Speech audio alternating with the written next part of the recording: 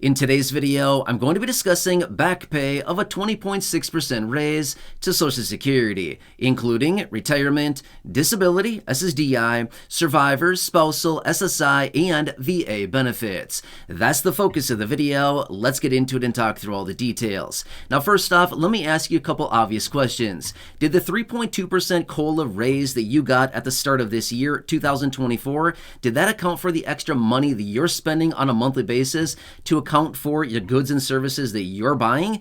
I'm going to go ahead and guess probably not. How about last year, 2023?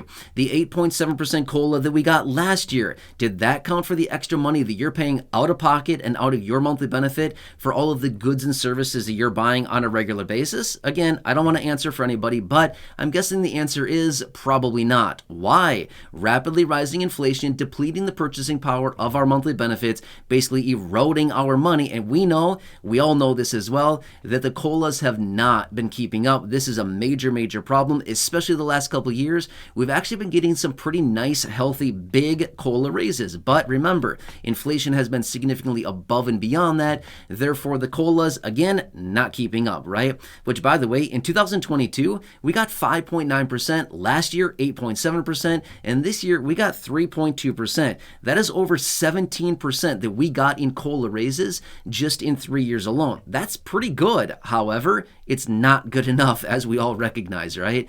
But either way, this is exactly where the 20.6% raise is coming in, and what I want to bring to your attention, because this is a hot button issue and a lot of people are really calling on this. And again, this is good for the beneficiaries, and why I certainly want to bring this to your attention. The program is broken, things are broken, and they need to be fixed. And again, the beneficiaries, unfortunately, are the ones taking the brunt of all of these major problems that are going on with the program. So that's the focus of the video. Let's talk through it. However, really fast before we do, if you have not done so yet, do yourself a huge favor. Hit the subscribe button right down below the video. It is totally free to do so. I'm here for you every single day, advocating on your behalf, doing all the research, watching everything popping up, breaking it down into these short videos, and keeping you updated on what's going on. There's a lot of things that are changing. And as I said before in other videos, 2024 is all about you, low income and fixed income beneficiaries. I'm here for you in any way that I possibly can be. Again, please feel free to subscribe down below. I truly appreciate your support. We need to stick together right now, and I'm here for you every single day, no matter what. All right, thank you so much,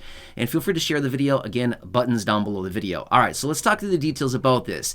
This is actually very interesting, and again, I agree with this, and I'd love to hear with your comments down below. Do you also agree with what's being said here and some of these people that are coming out calling on this to happen for beneficiaries right now? Let me know down below if you agree with this. But here's what's going on here, okay? Because of the rapidly rising inflation that we've seen basically kicked off in 2021 after they printed another fresh $1.9 trillion, topping out at about $6 trillion is how much they printed in about 1 year's time. That's a ton of money that they printed in about a 12-month period of time.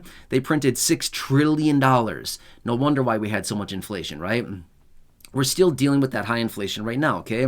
Well, as a result, we've seen that the COLA raises have been coming in and boosting up benefits, but they're falling significantly behind. In fact, after the COLA was announced back in late 2022, we got the 8.7% that was announced in October of 2022 on the behalf of 2023. Well, shortly thereafter, we had multiple people coming out saying, hey, this is not nearly what it should be. It should be doubled. It should be doubled the 8.7%, okay? Same situation coming in this year for 2024. We got the 3.2%. It's nothing, okay? 3.2%, we can basically just call that zero because that's basically what it is. It's basically an insult, and it's pretty much zero, okay? It's nothing. It resulted in nothing for beneficiaries, especially when you take into consideration the Medicare Part B premium that went up, by the way, almost 6%, just under 6.6%. Funny how that works, right?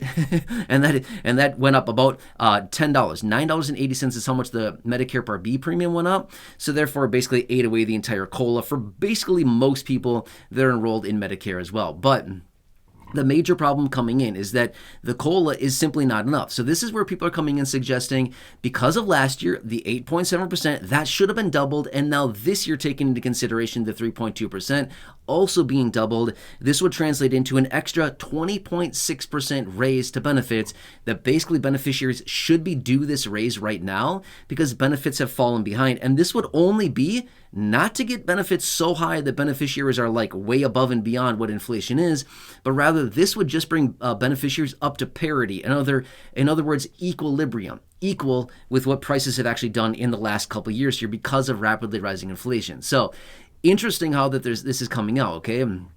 Now, I agree with this. Benefits have not kept up with inflation. Now, again, you hear me come back on a monthly basis. Every time that we get these inflation reports that come out once per month, the CPI data release, in fact, I talk about it every month when it comes out, we see the same thing happen every single time. The headline number comes out showing, oh, look, inflation went down. And then when we dig into the reports, we see, but wait, maybe inflation, the headline number came down because it wasn't rising as rapidly as it once was. But when we look into the numbers, we see, oh, look, food went up another 0.3% on a month-over-month basis. And oh, yeah, 6.7% on an annualized basis, or, something like that. Oh, shelter, look at that. That went up another 0.6% over a month-over-month basis. And on a year-over-year basis, it's still up 8.5% or something like that. Again, I'm just kind of making up random numbers here, but you get my point. This is the same thing that we see every single time. Well, where do we see fixed income beneficiaries spend the bulk of their money?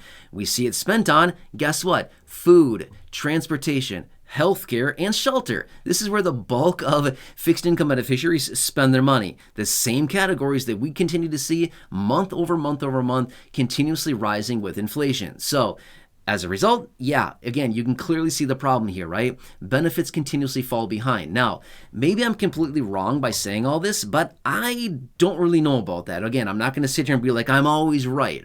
I'm not going to be that person, but you get my point here. Let me know down below in the comment section if you want to. If this is what you're experiencing, have you been experiencing your monthly benefits basically maybe going up because of the COLA, but yet on a monthly basis falling behind because prices are outpacing how much your benefit is actually going up? Does that make sense? So maybe, yes, maybe you did get a $40 or $50 or $60 COLA increase last year, and maybe you got a $20, $25, $30 increase this year because of the COLA. But are you paying more than that on a monthly basis on regular things? Like, did your rent go up? I don't know, $20, $30, $50 a month this year for 2024? Are you paying more, $20, $30, $40, $50 a month more on food? Is your healthcare expense, has that also gone up? What about transportation? Has that gone up? What about utility bills?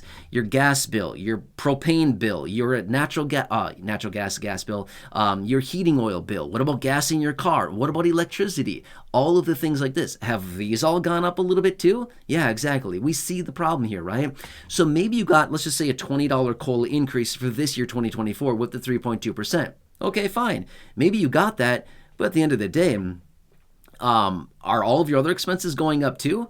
You know what I mean? Is that outpacing your COLA significantly, double, triple, something like that? Are you coming out of pocket more today, or are you cutting back on expenses? Now remember, that's what beneficiaries need to do right now. We either need to increase income to actually account for the extra expense that we need to come out of pocket for, or we need to cut back on expenses, basically the equal amount, to basically make up for the money that is simply not there. Or I guess option number 3 would be floating a balance on a credit card, which I would not advise. If you can avoid that, I would highly avoid doing that if you can, because it is very expensive with the high interest rates on credit cards as well. Thank you very much. Yeah, we love it, right? Not. Just kidding, okay? We do not enjoy that. But this is exactly what's coming out right now, and the calls from many people suggesting, hey, the COLA really needs to be a 20.6% raise to benefits, not to make sure the beneficiaries are like, high and dry and making sure that they're ahead, but rather just keeping beneficiaries up with all the rapidly rising inflation above and beyond the COLAs that we've got over the last couple of years here. They should be 20.6% higher today than what they are. That's scary. Those are big, big numbers. Now remember this much as well.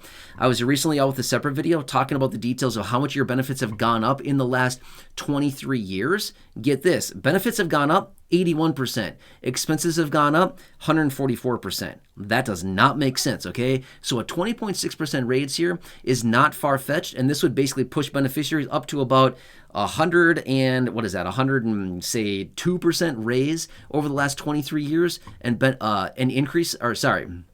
expenses would still be up 144%. So this would still keep beneficiaries behind by about 42%. You see the point here? This is crazy. Anyway, this is just trying to get beneficiaries back to parity, or basically just trying to keep up with the rapidly rising prices that are still going up, even though they continue to tell us, don't worry, prices are going down. Not a chance. I think we all agree with that. So anyway, I'd love to hear your feedback down below on this. Hopefully they will do something about this, but again, I want to make this very clear. This has not been passed yet, but rather this is something that's out there that people are talking about and saying, hey, this is something that needs to be done. These benefits are falling behind. Beneficiaries are falling behind, and this is not a good situation. In fact, right now, there's just under 11 million seniors age 65 and older living in poverty, living on fixed income benefits. That's a ton of people. That's just seniors age 65 and older, 11 million, just under 11 million living in poverty, living on fixed income benefits. That's a scary number, and it continues to get worse because benefits, yet again, are not keeping up. So anyway, anytime I come across information like this, I always like to bring it to your attention so you can see what is going on here and the reality of the situation. Anyway, I'm here for you in any way that I can be. Please make sure to subscribe down below if you haven't done so yet. Leave a comment, questions, feedback down below. Share the other video with your friends, family, social media. Again, share button right down below the video. Otherwise, go back and check out any of the other thousands of videos here on the channel, including those that I have shown up in the video throughout the video here, as well as those you'll see on your screen here in just a second. Otherwise, the ones I've hand selected for you down below in the description or at the top of the comment section. Check out those videos as well. Otherwise, check out the videos on your screen, and thanks for joining me. Truly do appreciate it. Have a good one, and I'll catch you again later in the next